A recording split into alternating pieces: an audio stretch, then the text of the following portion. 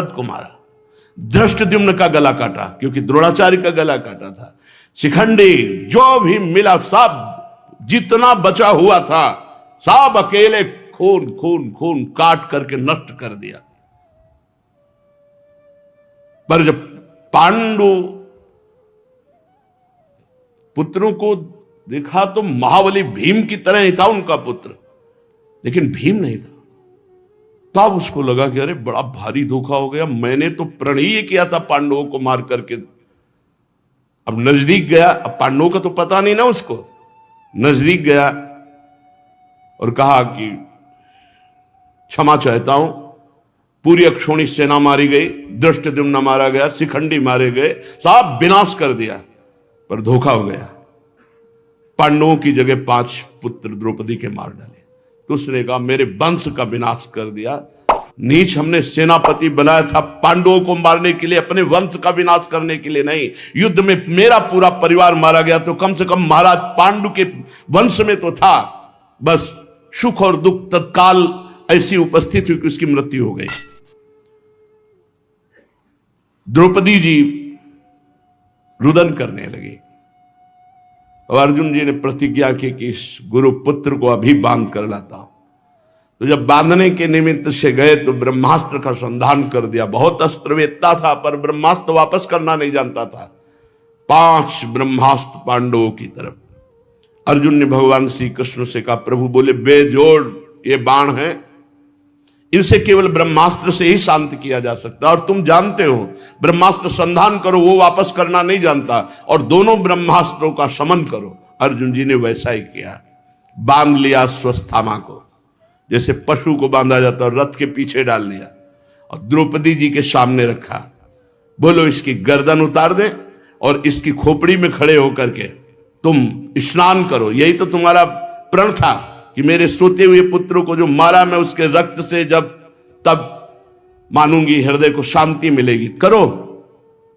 भगवान ने भी कहा आताताई को वध कर देना चाहिए, यद्यपि ये वंदनीय है फिर भी इसने आताताई आचरण किया है। भीम ने कहा अब बिल्कुल सोचने की जरूरत नहीं, पर भगवान ने कहा किसी भी स्थिति में हो, हमने शास्त्र में आज्ञा की कि ब्रह्म ऋषि का वध नहीं होना चाहिए, दोनों आज्ञाओं का पालन करो। तो तलवार से मणि खींच ली, मस्तक में उसके दिव्य ब्रह्ममणि थी, और मुंडन कर दिया और निकाल दिया, श्रीहीन तेजहीन, और कहा कि तुमने ऐसे सोते हुए की हत्या की, इसलिए तेरे मस्तक से रक्त बहता रहेगा। आज भी अस्वस्थामा रक्त बहता हुआ घूमता रहता है। अस्वस्थामा को भारी अपमान हुआ कि अब मैं तुम्हारे वंश को भी नहीं रहने दूंगा। केवल परीक्षित महाराज रह गए थे उत्तरा के गर्भ में। अब 5 बाण संधान की पांडवों के ब्रह्मास्त्र, एक ब्रह्मास्त्र गर्भ में, यद्यपि बिल्कुल निषेध है, गर्भस्थ शिशु के ऊपर ब्रह्मास्त्र, उसकी बुद्धि मारी गई थी। उत्तरा ने जे भी देखा ब्रह्मास्त्र गर्भ की तरफ आ रहा है, कोई दूसरा सहारा नहीं, केवल श्री कृष्ण पुकारा, भागी भगवान श्री कृष्ण की तरफ। भगवान गर्भ में प्रवेश कर गए। प्रवेश किया, वो सर्वत्र विराजमान है। और एक परीक्षित जी ने देखा अंगुष्ठ प्रमाण भगवान गदा के ऐसे घुमा रहे हैं, जिससे ब्रह्मास्त्र शांत होता चला जा रहा है। गर्भ में भगवान श्री कृष्ण का दर्शन किए हुए परीक्षित महाराज है। तो अर्जुन की एक पत्नी थी मणिपुर नरेश की कन्या, उससे बब्रुवाहन हुआ। बब्रुवाहन को नाना ने ही अपने यहां रख लिया, और अर्जुन की पत्नी सुभद्रा, इनसे तुम्हारे पिता अभिमन्यु का जन्म हुआ।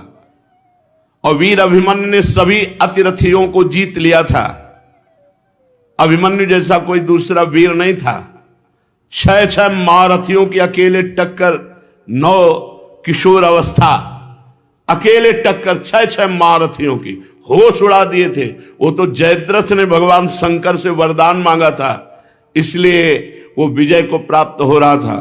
नहीं तो 6वां द्वार तो तोड़ चुके थे, 7वां द्वार तोड़ने में उनको क्या था, वो बलपूर्वक तोड़ देते।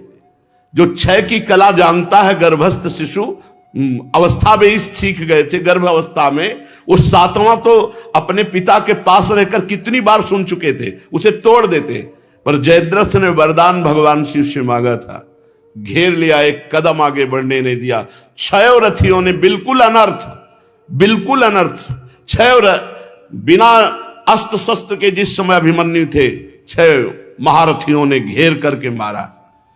तभी जब कर्ण का पहिया पृथ्वी पे धसा तो उनका, अर्जुन धर्म विरुद्ध युद्ध नहीं, बोले आप धर्म याद आ रहा है। भगवान श्री कृष्ण, मार इसको, अब इसे धर्म याद आ रहा है। उस समय धर्म याद नहीं आ रहा था जब नव किशोर बालक पर 6 महारथी अस्त्र चला रहे थे।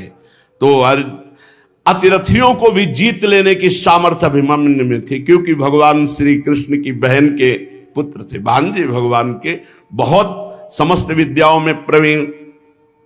और अभिमन्यु के द्वारा उत्तरा के गर्भ से तुम्हारा जन्म हुआ।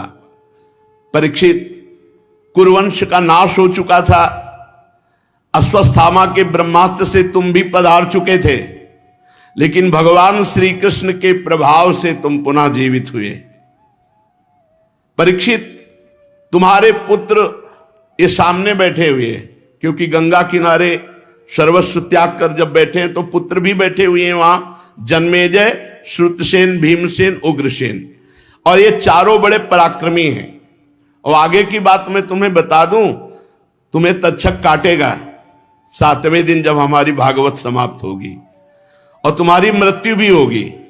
और जिस समय मृत्यु होगी तो जन्मेजय क्रोधित हो जाएगा और ये सर्पेष्टि यज्ञ करेगा। ये कावशेतुर को पुरोहित बनाकर सर्पेष्टि यज्ञ, बड़ी भयानक यज्ञ हुई थी। जब जन्मेजय जी ने ये सुना कि कश्यप ऋषि बचाने आ रहे थे, मंत्रवेत्ता थे, और तक्षक काटने आ रहा था, तो तक्षक एकांत में उपाय सोच रहा था, मंत्रवेत्ता, औषधि सब घेरे हुए हैं महाराज परीक्षित को, कैसे मैं जाऊं। तो इतने में देखा कि मंत्रोच्चारण करते हुए एक ऋषि जा रहे हैं, कश्यप ऋषि, बहुत बड़े महान तपस्वी। तो उनका, आप कहां जा रहे हैं? तो कहा, मैं जा रहा हूं, परीक्षित को तक्षक सर्प डसेगा, मैं अपने मंत्र बल से तुरंत उनको जीवित कर दूंगा। तो उनका, तक्षक डसे और तुम जीवित कर लो, इतने मंत्र में ताकत है? बोले, कैसे तुम्हें परीक्षा देकर बताऊं? तो बोले, मैं ही तक्षक हूं। बोले, प्रकट हो जा अपने रूप में। और बहुत बड़ा बरगद का पेड़ था। बोले, देखो मैं इस पर दंत गड़ाता हूं, अभी देखते देखते भस्म हो जाएगा। तो उनका, देख तेरे देखते देखते नवीन वृक्ष ऐसे ही, ये अब दोनों में शर्त लगी, उसने काटा, राख हो गया।